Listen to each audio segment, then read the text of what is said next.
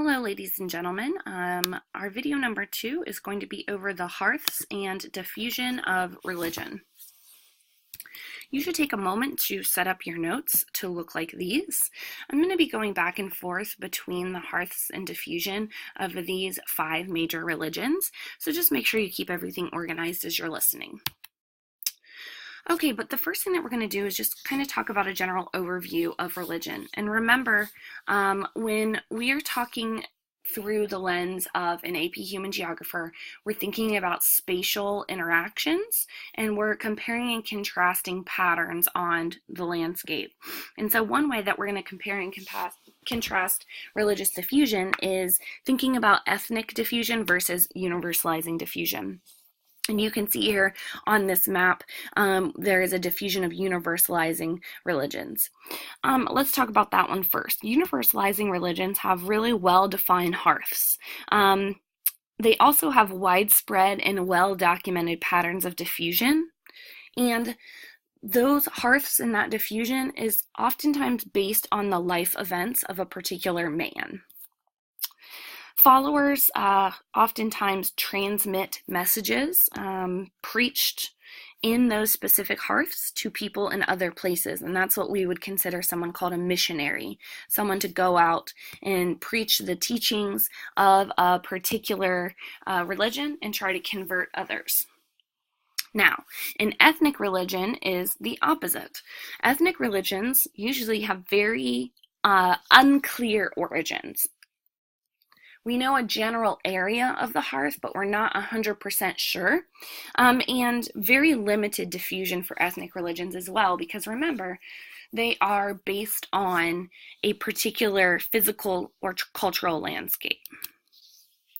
One other thing that you need to know before we move forward is the term Abrahamic. You're going to hear this term when people are discussing Judaism, Christianity, and Islam. All 3 of these religions have a common origin with Abraham, and he is kind of known as the common father or the common patriarch. He is this common ancestor that links all 3 religions that I mentioned, Judaism, Christianity, and Islam. Now, there are 3 specific religions that tie their hearths to Southwest Asia. The first one is Judaism, Christianity, and Islam. Okay, so I'm going to talk about the hearth of each of those religions first. Okay, so if we look at this map of Israel, this is really important for both Christianity and Judaism. So let's talk about Christianity first. Jesus was born in Bethlehem, you can see here on the map, and he died in Jerusalem. So this is one of the most holiest areas for Christians, and you can see here that Jerusalem and Bethlehem are very close together, both known as kind of the hearths of Christianity. Now, Judaism is much older, and for Judaism, we'll tie, or you should know that the hearth of Judaism is Israel, okay? You don't have to know a specific city, but do know that Abraham was living in Israel, and he united the 12 tribes of Israel with his teachings. So just know that Judaism has its hearth in Israel, where Abraham was living. Now, if we kind of shift focus, but we're still in Southwest Asia, we can talk about the hearth of Islam. Muhammad, who was the prophet of Islam, was born and lived in the city of Mecca. You can see here on the map. And eventually, persecuted Muslims were forced to migrate to this city called Medina. So when we're talking about the hearth of Islam, you should think about the cities of Mecca and Medina in current-day Saudi Arabia. All right, so let's talk about the diffusion of Christianity. Christianity diffused in 3 ways: hierarchically, contagious, and relocation diffusion. Okay, so let's talk about hierarchical diffusion first. The Roman Empire's key ruler, Constantine, embraced Christianity, and thus it was really proclaimed as the official religion of the Roman Empire by 380. And so the Emperor Constantine had a huge impact on the diffusion of Christianity, and since he was in a position of power, he then made it the official religion of the Roman Empire, and all of the people in the Roman Empire converted to Christianity. This is also spread by contagious diffusion. I previously discussed missionaries, right? They spread the teachings of Jesus along the Roman Empire's sea routes and roads, but we also see missionaries moving to commercial towns and military settlements, okay? Paul was one of the first kind of missionaries that spread the word of Jesus and converted a lot of people to Christianity. Now, relocation diffusion is kind of the latest version of diffusion of Christianity. And we think about relocation, we should think about the migration of Christians, right? As they migrate, they take their religion with them. But we also need to think about colonialism, right? So remember that there's a large permanent resettlement of Europeans in colonies, right? And those colonies are found in North and South America, Australia, New Zealand, Africa, right? And they take their religion with them and impact the people living in those colonies. And here is kind of the scramble for Africa, all of the countries that were trying to gain influence and land in Africa. All of these countries took their religion with them, which was Christianity. Okay, so the diffusion of Islam, we see relocation, hierarchical, and contagious as well. So let's talk about the relocation and the contagious parts of the diffusion of Islam. So missionaries, again, are spreading the teachings of Muhammad through Palestine, the Persian Empire, North Africa, Spain, and southeastern Europe. And that's kind of, you can see the routes of diffusion here on this map. However, you may ask yourself, well, how did it get to Indonesia, right?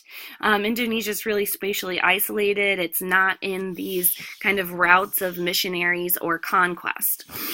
Indonesia was a large trading post for Arabs in the 13th century. And so we see kind of the relocation or the contagious influence of Arab traders coming from Southwest Asia to Indonesia and then spreading Islam there. Hierarchical diffusion is very similar to Christianity. We have military expansion and conquests of the Persian Empire throughout Southwest Asia that contribute to the people who were living there previously to convert to Islam. Okay, Judaism is mostly relocation diffusion, and there are two major relocation events. The first relocation event is called the Jewish diaspora. And this is when the Romans forced all of the Jews out of the Roman Empire.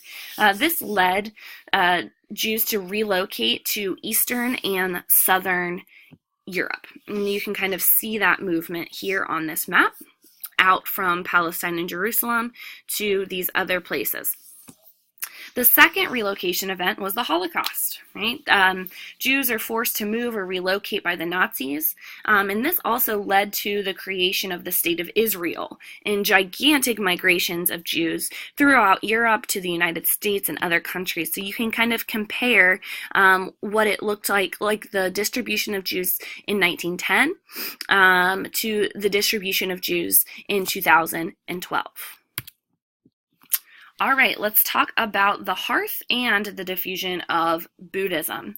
So Buddha was born somewhere in Nepal, and he was kind of near the border of India.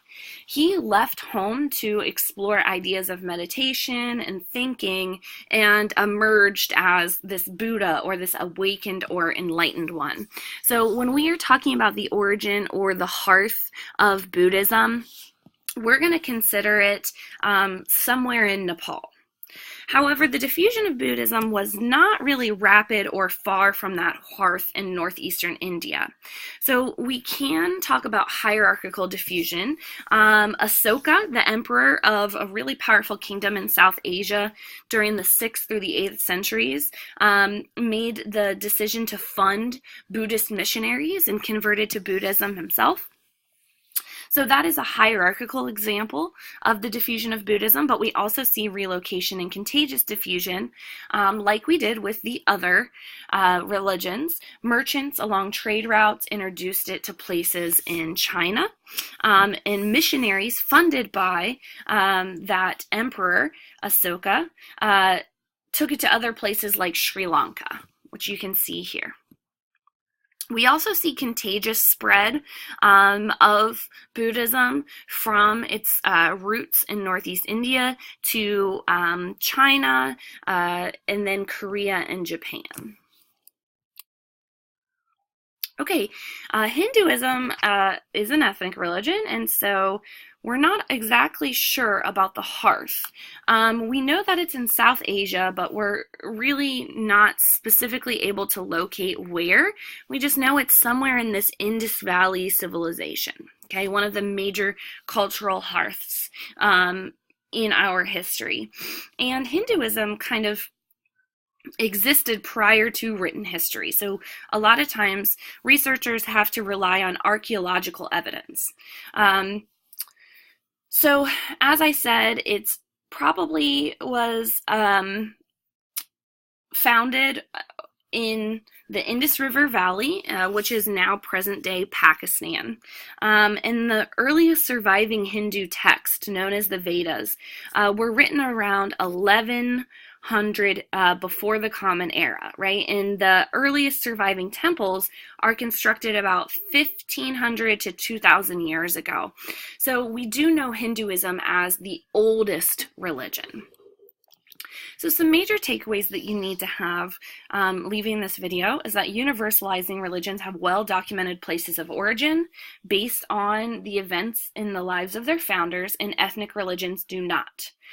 We also see universalizing religions typically diffuse widely through trade, conquest and military intervention, and colonialism, as well as missionaries. And we do not see a wide diffusion of ethnic religions at all.